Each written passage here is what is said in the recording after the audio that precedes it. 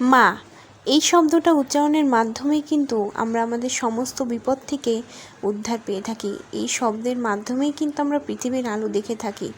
তাই এই শব্দের মানুষটাকে একটু যদি খুশি করা যায়, তাহলেই আমাদের মনে হয় যেন আমরাই আরও বেশি খুশি হয়ে উঠলাম। তাই আমার এই মানুষটাকে খুশি করার জন্য এই ছোট্ট একটি উপহার।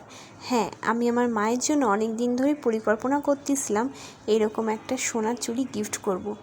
কারণ মায়ের অনেক দিনের শখ হাতে এক জোড়া এরকম সোনার বালা পরবে। তাই জন্য মায়ের এই ছোট্ট ইচ্ছাটা পূরণ করে দিলাম। আর এই ছোট্টটাই মার কাছে অনেক বড় হয়ে উঠলো এবং মা যে কত খুশি হয়েছে তা আমি তোমাদের ভাষায় প্রকাশ করতে পারবো না। তো তোমরাও কিন্তু তোমাদের মাকে খুশি করার জন্য এরকম ছোট ছোট উপহার দিতে পারো। এবং দেখো আমার মা কত খুশি, সে নিজের মুখে এখন সেটা বলবে। খুশি তুমি মা? তোমার ইচ্ছা মতো যা দিছো আমি এতেই খুশি। তোমাকে থ্যাংক ইউ ছোট্ট কুকি। তো শুনলে তো তোমরা এই ছোট্ট উপহারে সে কত খুশি। তো চলো আজকে ভিডিওটা এই পর্যন্তই। তোমরা কিন্তু অবশ্যই কমেন্টে জানিও আমার মাকে দেওয়া এই উপহারটা কেমন লাগলো তোমাদের।